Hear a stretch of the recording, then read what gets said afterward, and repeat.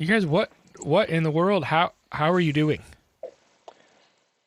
We are looking, so 2020's like we were at sync, and this whole year has been, we're going to look at everything with a positive light. I come from a pessimistic background and I'm trying to get over that. And I think negativity said, oh yeah, watch this.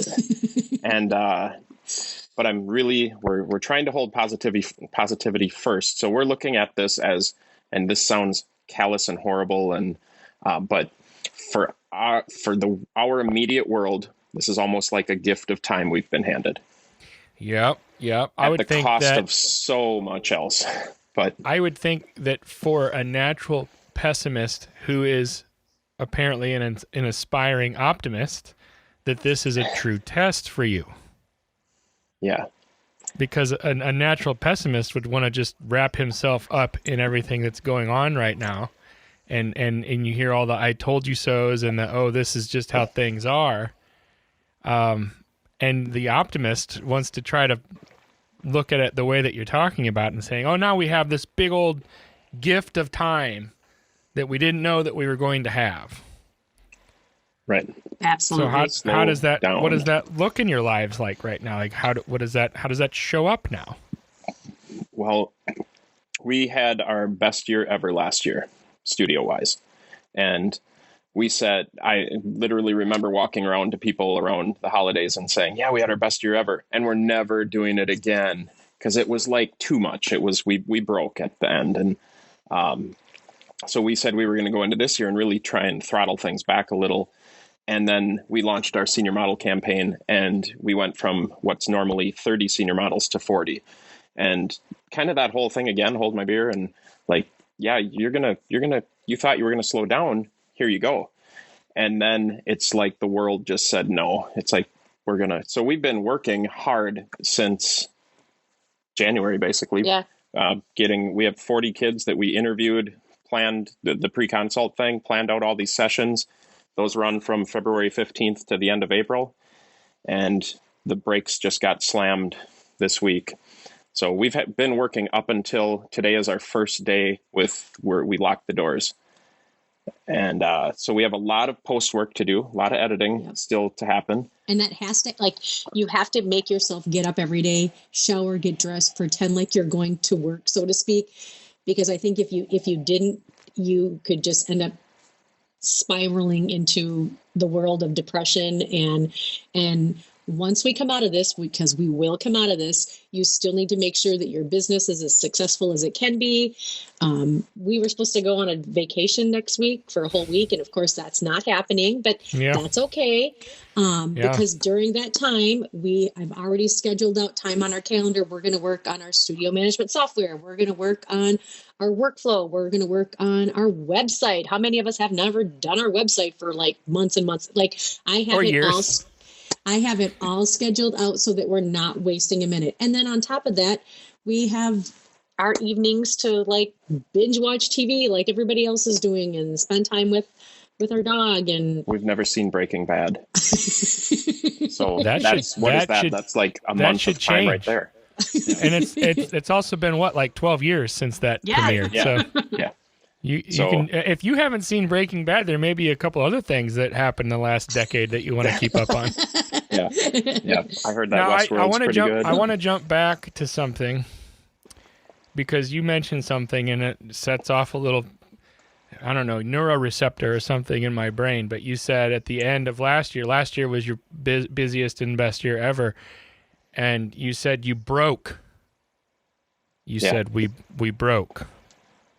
I would like to know what that means. We broke in a lot of ways. So we've always been a 4-part stool. We have Teresa and me and an image artist, graphic designer, and then Sally, our framer. And at the end of the year, our image artist said she was done. She was going to go back to school and focus on that. So I knew that our production scale was not going to match last year. We were ready to start outsourcing some stuff anyway. And it's kind of worked out for everybody. At this point, that is a That's a big thing right now. That what if we still had her? So I empathize with Yeah. like the bars and restaurants that are closing that have 30 Yeah. employees. And so right now it's the two of us plus Sally. And we told her we're going to lock the doors for 2 weeks. And she's not old, but she's older than we are. So I don't want her to get sick. And her husband is in that category of High risk. So She's a diabetic, so that so has some issues along with that. So we definitely don't want her to bring anything home. we just said, Sure. we'll pay you for the next couple of weeks and you stay home and just do that. Teresa and I got to like where we couldn't even talk to each other. I know we've talked and you've talked, and there's a lot of like, I think it's Vicky's quote is actually the, how can the head of the person you love be attached to the neck of the person you want to ring. Yeah, the shoulder to something. cry on is attached to the neck you want to ring. Yeah, something like that. And that's where we were at for basically, I think, mid-November through, I think, imaging and sync. Those are our recharges every year. We get away to that and we try and find each other again and find ourselves and find, like, I can't, it's weird because 10 years ago, you never would have heard me talk like that about energy and positivity and finding myself, but there's so much to it. This is such a spiritual world of and connecting with other like-minded people, other people in our industry, and hearing, talking with other couples that work together and realizing that we're not in this alone. We're all having the same feelings and looking to them for things that they're doing to kind of work together and work through some issues, as well as just other people in our industry to figure out what are they doing, how are they running their businesses. Let's think about things differently so that it can help in our relationship, but also in our business. So that's kind of what's happening right now on a global scale, right? Like you use that time to come back together, find each other, find yourselves, and now it's almost like we're all in this forced bonding and reuniting, and like it's just, you don't have a choice. Stop, slow down, take it in. Like if you think of society and how we photograph high school seniors, and you talk to these families and these kids, and one mom has 4 kids. They go to 3 different schools. They're in 4 different sports. She says her job is she's a professional cab driver to get them to each place and scheduler. And it's like, when do you guys, I think of those people and just think, when do you ever stop? And that's us. When we're busy, we don't stop. And right. This idea of forced stopping is interesting. I wish it was better sponsored or something like that. But well, as as movers and shakers, and as people that don't stop moving, I'm married to one of those people. And what do the hard parts look like for you now that you have to, like, because you can't do what you normally do, you can't act the way you normally act, and how does that affect your mental and your emotional state? Well, I think you could look at it as, OMG, the world's coming to an end, all that. But really, I look at our list of things to do, and I am like hopeful that we're actually going to get to cross some things off that list of things to do, and not have to work, 12-hour days. Maybe we can cram it all in 8 hours and then spend some time together as a family. That's my viewpoint. Don't get me wrong, Jed. There are moments when I'm looking through the news feed or just watch the news, and I am in tears at what's happening, not just to our country, but looking at the world globally, and we don't realize how lucky we have it compared to some people across the pond and what they're going through. And so I'm kind of taking heed on that we're pretty blessed right now that we have food, we have shelter, we're healthy, our parents are healthy. I really don't care at this point what happens to our business long term. I know there probably might be some economic repercussions there, but I just have to hold on to what we have right now and be grateful for what we have and make the best of every day. And I think I used the term stop, but there is really, like she said, there's no stopping. There's work on the B-roll list. What's on the work on the business rather than in the business thing? That concept of update your website. I've been watching a few people that are on Facebook, and they're like just doing it. They're saying, hey, everybody go take a look at my website. Tell me what you don't like. And daily updates of what they're doing. Yeah. There's a lot of like the local guild TCPPA, they're putting out messaging on what do you need help with? How can we as a board use how can you use us while we have some downtime to help rebrand, rebuild? You have to be positive. As coming from the pessimist, the world's not going to end. Like, I want to go fishing with my dad this summer. Like, that has to happen. And right now I can't see him. So, we stand in the front yard 20 feet away from each other, but but you have to know that we're going to come out of this. So what can you do now to build a better foundation yes, there's going to be financial repercussion. I've written off the next 3 months that we are going to have just next to nothing for what our normal income would be. Yeah. They just announced, it seems like the entire spring sports season is out for high schools and stuff. And those are the kids who, that's the once in a lifetime things that are getting missed are what I feel the most pain about. Money's money. Vacations are vacations. It's all replaceable. You can't so get many back of your your senior clients prom. You can't. And so many of your clients are seniors, right? Yeah. That's your bread and butter. They're missing out on their last few months together and like their senior prom and their last chance to go to state for whatever sports they're in. And and in the grand scheme of things, we all know like 20 years from now, that's not going to matter. But right now, that is their everything. That is their deal everything. Right now. It is. It really is. And so you really have to be mindful of that and like put that in perspective too, that again, to us, it's small potatoes, but to them, that's their life. Like they know nothing else. And how disheartening for them. When you think relative to other people instead of about yourself, this is nothing for this is a blip. If you get into the news feeds and watch this is what's the word? Unprecedented blip. But in our world, the way I'm looking at it and focusing through it is to think this is a blip. It'll be 2 weeks, 6 months, whatever it is. It's a blip. Life will go on if we're smart. In the meantime, you're essentially just preparing for when we're on the other side of the blip. Yes. Yeah. And it's funny because many of us just got back from convention season, January, February's convention season. And I'm an implementer. So I'm going through my notes now and all the things that we thought about implementing later on, like in our business. Now it's like, hey, we're given this time to really sort through and filter through these processes or new things we want to try out. This is giving us some time to maybe roll those out a little earlier so that when the business does come back, we are ready to hit it hard and go at it with all we've got. So is there anything in particular that you're doing that you're actually putting that extra time into prepping for right now specifically? So we bought, we met Tim at Sync with Pixify, and we've been longtime Tava users and drank the Kool-Aid quick. And it's like, this is so awesome. This is what we want. And then I got home and realized how impossible it's going to be to get Tave exported into it. So that wasn't just going to happen between we have our full workday and then there's the IT time afterward in the evenings. And it's like, how am I ever going to catch up with that? So now we've dedicated basically to next week. There's 48 hours in a row.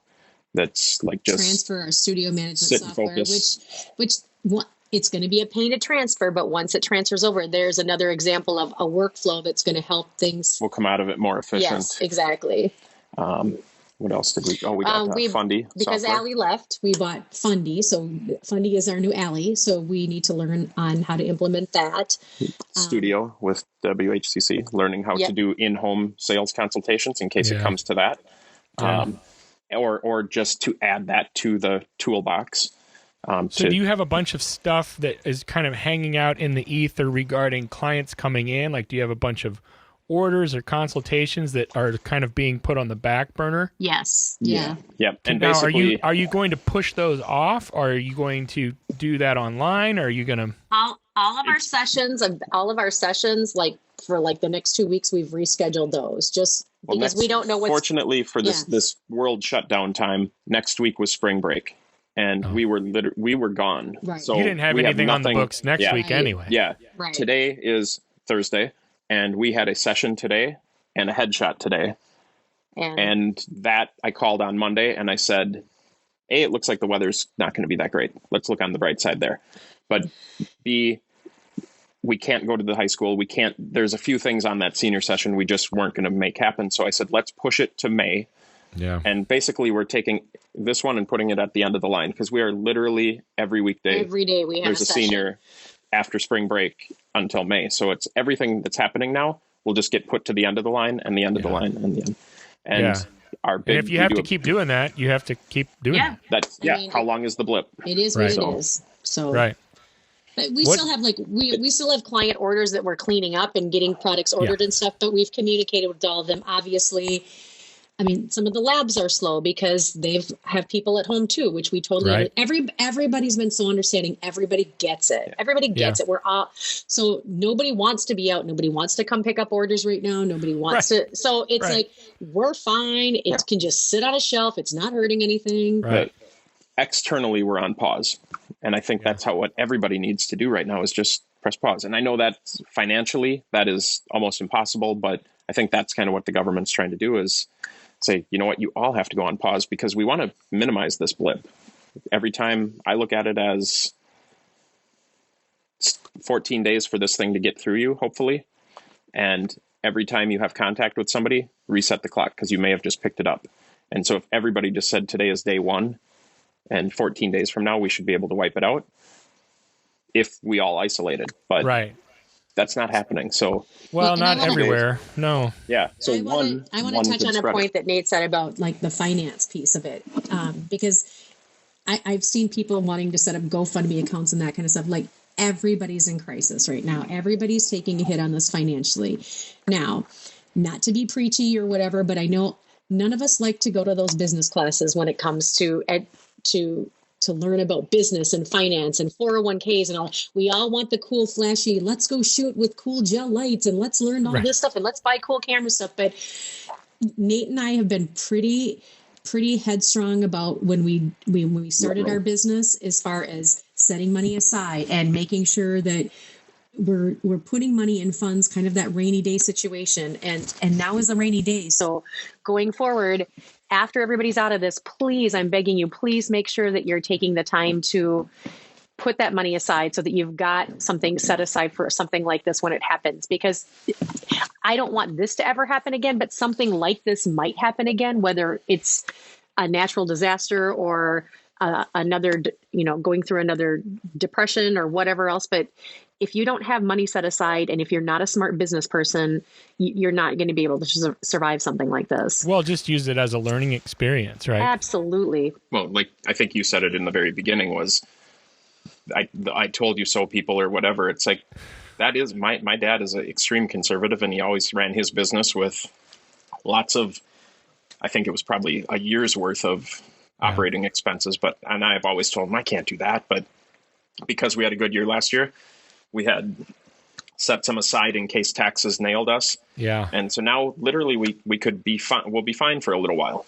Right. And not scrambling to have income. It's more about working on the backlog. Now, real quick, tell me a little bit about, since you guys are both isolated with each other,